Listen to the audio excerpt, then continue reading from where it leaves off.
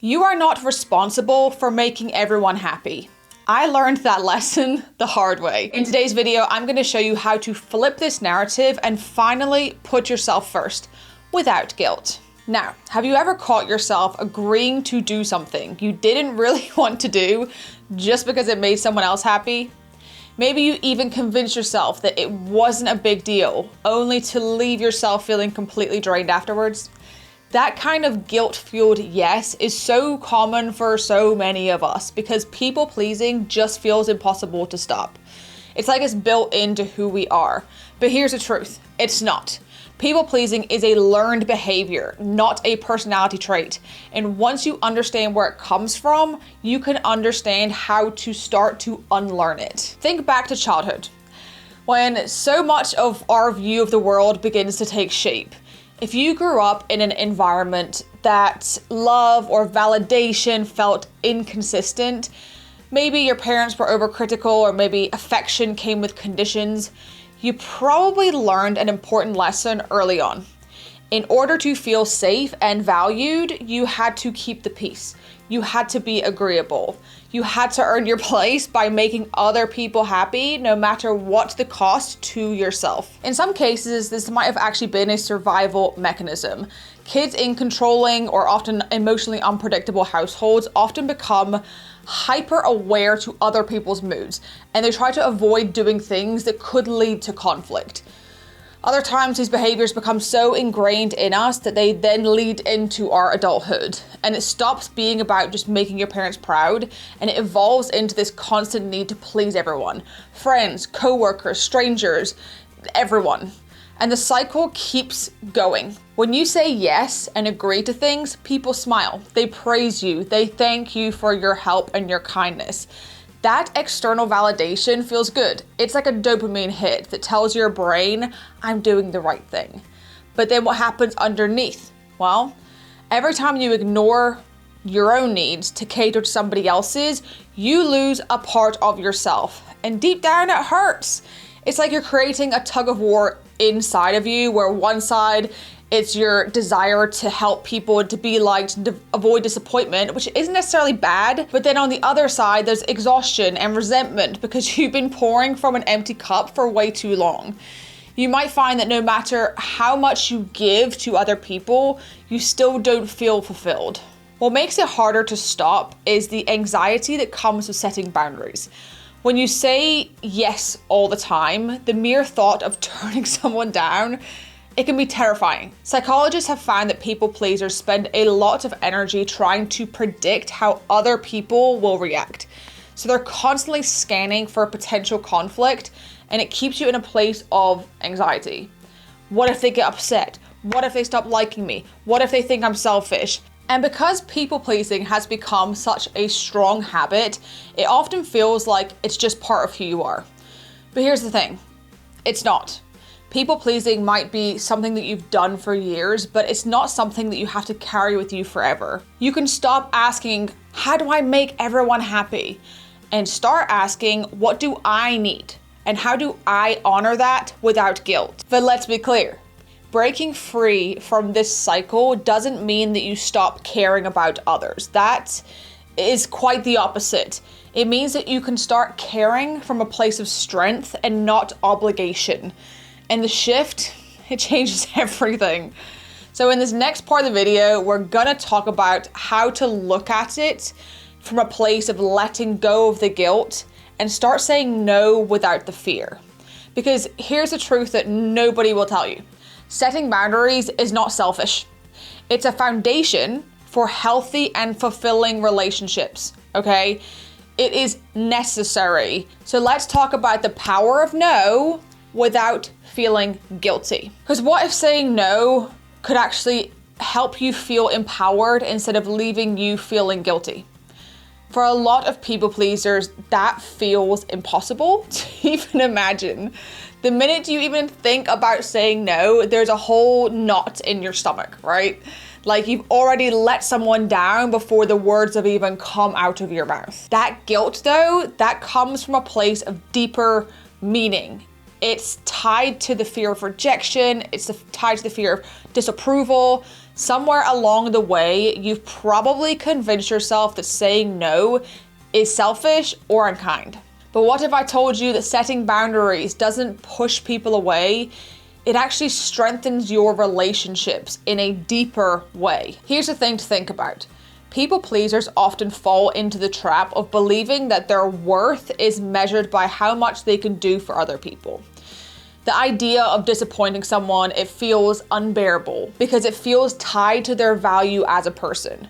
But the truth is, constantly saying yes to avoid conflict or rejection doesn't make you kinder or more likable. It can actually create frustration both for you and for the other person. Boundaries may feel uncomfortable at first, but they lay the foundation for real and authentic connection. So let's start small, because I know the idea of setting boundaries can feel a little bit overwhelming, especially when you're used to being the go-to person for everything going on. Begin with low stakes situations. For example, as much as you might want to, you do not have to say yes to every social invitation. Skipping a dinner, a coffee catch-up, it doesn't make you a bad friend. You can still show appreciation to the other person by saying something like, thank you for thinking of me. Thank you for the invitation, but I can't commit to that right now. It's polite, but it's also firm. Another good one is that if someone asks you for a small favor and it's not something that you can take on, try saying, I'd love to help, but I don't have the capacity for it right now. The key is the delivery. It's not defensive. It's not being apologetic. You're simply stating your reality. Now, these moments, they might feel awkward at first, but think of them as practice. Setting boundaries is like any skill, a skill that can be learned, and it gets easier the more you repeat it. Saying no in smaller, less stressful situations, it builds your confidence so that when it comes to the bigger moments that require you to actually stand your ground, like pushing back at work or having a difficult conversation with a family member, a loved one, you've already built that muscle. Each time you advocate for your own needs, you are showing yourself that it's okay to prioritize what's actually best for you. Now, let's talk about that guilt, because it's the number one thing that keeps people from being trapped in this cycle of people pleasing. A lot of people will say no because they feel like they're hurting somebody's feelings or making them think less of you or something like that. But here's the fascinating thing. Research actually shows that when you set clear boundaries, it actually makes people respect you more. Why? Well, because boundaries demonstrate self-respect. And when others see that you value yourself and your own time and your own energy, they're more likely to value you too. They might not love hearing no in the moment, but in the long run, you set the tone for a healthier relationship. It's also worth thinking about the kind of energy that you're bringing into your relationships. If you're constantly saying no out of obligation, people can sense that. And you might think you're doing the kind thing, the generous thing, by going along with what other people want. But when your kindness comes from a place of fear of being rejected, fear of being seen as selfish, it doesn't feel genuine. And boundaries, on the other hand, they allow you to say yes only when you truly mean it. That's where real kindness comes from, saying yes out of love and not fear. So here's something I want to talk about. Honoring your needs is not only self-respect, it's also honoring the gifts that God has given you. In the Bible, we are called to love others as we love ourselves. As we love ourselves. That includes setting limits and making decisions that allow you to show up as your best self and not your most burnt out self. Speaking of burnt out, let's talk about how boundaries impact your well-being.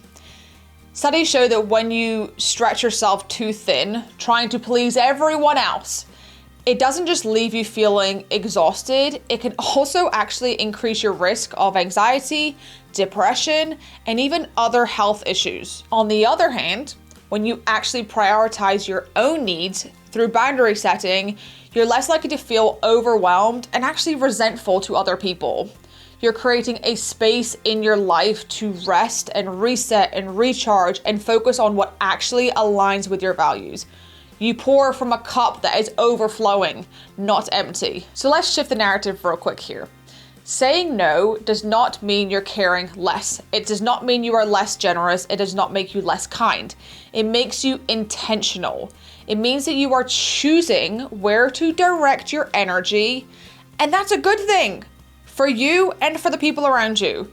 Because when you take care of yourself, you're better equipped to show up to other people in more meaningful and impactful ways. So this next part of the video, we're gonna dive into what it means to be kind without sacrificing yourself in the process. Because true kindness does not come from overextending yourself. It comes from a place of strength. All right, let's talk about loving others without losing yourself. Now, did you know that being kind does not mean sacrificing your own happiness? For a lot of people pleasers, this feels like the ultimate conflict.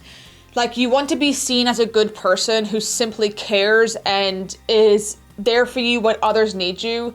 But what often gets overlooked is that the kindness isn't really coming from a place of kindness. It's coming from a place of fear, guilt, and obligation. True kindness should exist when it's coming from strength and not from letting go of prioritizing yourself and your own needs. Have you ever wondered why some relationships feel draining while others feel mutually fulfilling? One of the biggest factors of whether your kindness is genuine or forced is this. Studies show that humans are incredibly perceptive when it comes to the intentions behind someone's actions. It's your intuition. If you're saying yes to somebody to avoid upsetting them or making sure they still like you, it shows. And even if you don't realize it, they will. Now, let's flip the script here. Imagine the difference between someone who says yes because they have to versus someone who says yes because they genuinely want to. The first person is smiling on the outside, but cringing on the inside, while the second person shows up with energy and care because there's no strings attached. It's the same action on the surface, but it impacts the relationship in a completely different way. The truth is, real kindness doesn't require you to lose yourself in the process. The foundation of this shift is self-love. And let me clarify, self-love is not about being selfish. It's not about putting yourself above other people. It's about recognizing that you have your own needs, and it's just as important as other people's. You can't pour into other people if you're constantly running on empty. Let's say someone asks you a favor, and you don't have the capacity to do it right now. Saying no isn't about shutting them down or being rude. It's about protecting your ability to give in ways that matter most. When you're honoring your own limits and allowing yourself to be the best you can be, it helps in the times that you actually do say yes. Here's what I hope that you take away. You don't have to choose between being kind and being assertive. Those aren't two opposites. They're part of the same bigger picture. You're allowed to be thoughtful and generous while still respecting your own limits and your own capacity that you have. When you approach kindness with strength rather than fear, it changes everything. And as you start learning this new way of being, pay attention to how others treat you. Notice the shifts in your relationships, because that's where powerful insights actually begin. Now, if you know me, you know I love to leave you with some practical and actionable tips of how to start progressing forward. So the first one here that I want you to do is to pause before saying yes. Sometimes when we get caught on the spot, it tends for us to just jump in saying yes because it's an automatic habit. I want you to pause. I want you to pause, take a second, and then respond. And it's okay to say, I'll get back to you on that. Let me check my schedule. Let me see if I have the capacity to bring this onto my plate right now. That is okay for you to say that. And it's actually good for you to do that. True respect has a ripple effect. It transforms how you see yourself and how others see and interact with you. When you value your own needs, you'll notice that your relationships no longer feel exhausting and draining. Instead, you show up authentically because you know who you are and what you stand for. And that's when the real connection actually begins. So this week, whether someone asks you something in person, whether they send you a text, they ask you on the phone, pause, say, let me get back to you to see if I'm able to do that or I have the capacity to do that. Check. Are you just saying yes out of obligation, or do you genuinely want to do this certain thing, and then get back to them? Number 2, I want you to ask yourself, is doing this true to me? If it feels heavy or unaligned, then it's probably a no. So ask yourself, is this true to me? And say yes only if your future self would still say yes to it. Do things that are aligned with the true version of you. Number 3, set boundaries without apologizing. Something that I used to do is I would be overly apologetic when I would set boundaries or say no or stop taking on certain things because I didn't have capacity. I don't need to apologize because I do not have the ability to pile more onto my plate right now. That is okay for you to say no without being overly apologetic. So the next time you do set these boundaries, don't apologize for doing so. And number 4 is I want you to let go of the need of being liked by everyone. Peace over popularity every single day. It is better to be respected by people than to be liked by everyone. Because at the end of the day, not everyone is gonna approve. People want take. And if you have been doing that especially, and then now you're suddenly saying no, they're gonna be confused. And they're gonna push back a little bit. And so you need to stand firm, and it's going to be hard, it's going to feel uncomfortable, but you stand firm in your decision once it's made, and then accept that people may not be okay with it because you're doing different things and you're standing firm in your self-respect and your own boundaries. And number 5, what we talked about before, is start saying no in low pressure situations. Start saying no in the small things to help you build up practice for saying no when it comes to something big. I want you to take those 5 things and start practicing them today. All right, everyone, I hope you enjoyed this video. And if you did, then you will enjoy this one next. Thank you for listening, and I'll see you in the next one.